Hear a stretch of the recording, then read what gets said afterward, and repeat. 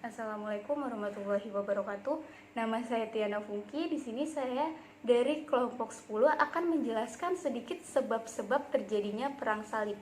Jadi perang salib adalah perang agama yang terjadi pada abad 10, abad 11 sampai dengan abad 17 di Asia Barat dan Eropa yang disokong oleh gereja Kristiani. Dan umat Kristiani beranggapan di situ bahwa siapapun yang ikut dalam perang tersebut akan diampuni segala dosa-dosanya.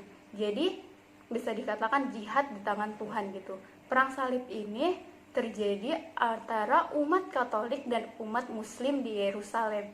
Dan mengapa perang tersebut terjadi? Mengapa umat Eropa itu ingin menguasai Yerusalem? Karena di Yerusalem itu letak tanahnya strategis, subur, dan rempah-rempahnya tuh tumbuh dengan subur. Sedangkan di Eropa itu tanahnya kurang subur dan rempah-rempahnya juga kurang baik gitu.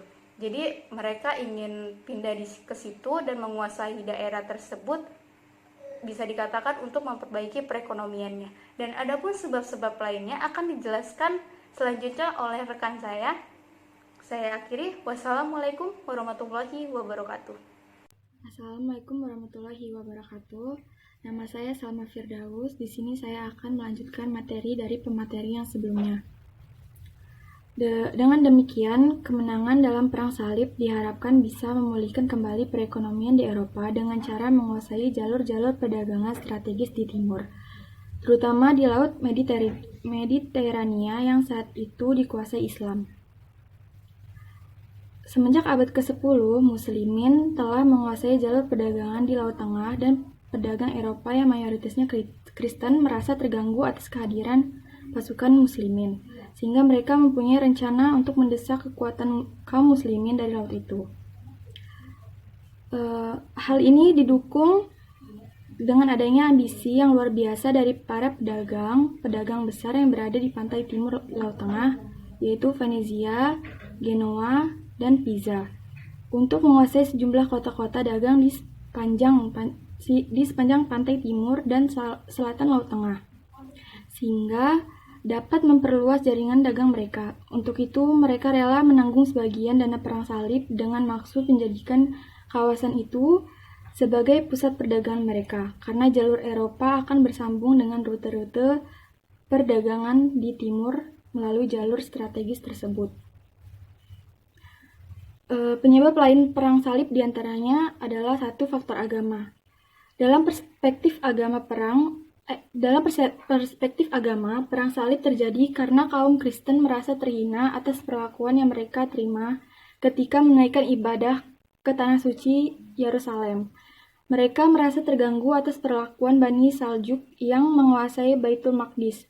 Perlakuan tersebut telah menyinggung perasaan orang-orang Kristen karena Yerusalem bagi mereka adalah sebagai kota suci, sebagai tempat kelahiran Yesus. Kini telah dikuasai oleh Bani Saljuk, sehingga mereka tidak bebas lagi menjalankan ritual agamanya yang mendapat gangguan dari Bani Saljuk. Di samping itu, penguasa Saljuk menetapkan beberapa peraturan untuk umat Kristen yang mengunjungi Baitul Maqdis. Peraturan-peraturan tersebut sangat mengganggu mereka sehingga mereka merasa tidak aman lagi untuk beribadah ke Baitul Maqdis. Sekian materi dari saya yang akan dilanjutkan materi selanjutnya. Terima kasih. Wassalamualaikum warahmatullahi wabarakatuh. Assalamualaikum warahmatullahi wabarakatuh. Saya Desi Fitria. Sini saya akan melanjutkan penjelasan penyampaian materi dari teman Salma dan Tiana. Sini saya akan menjelaskan dampak perang salib, yaitu ada 4. Yang pertama pada umat Kristen, bidang perdagangan, perindustrian, dan pertanian. Pada umat Kristen, dampaknya ialah mendapatkan kebudayaan dalam bidang perdagangan, perindustrian, pertanian, pertahanan, pendidikan, dan lainnya. Dalam bidang perdagangan, memperoleh banyak keuntungan dalam perdagangan dengan timur. Hal ini pula yang menyebabkan mereka menggunakan mata uang sebagai alat tukar barang. Sebelumnya mereka menggunakan sistem barter. Yang ketiga, bidang perindustrian.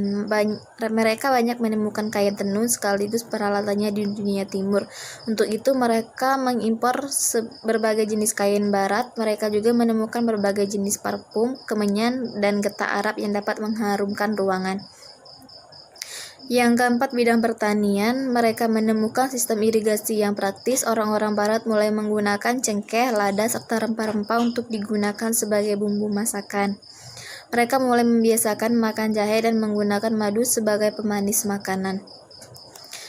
Yang terakhir yaitu dampak perang salib pada umat Islam.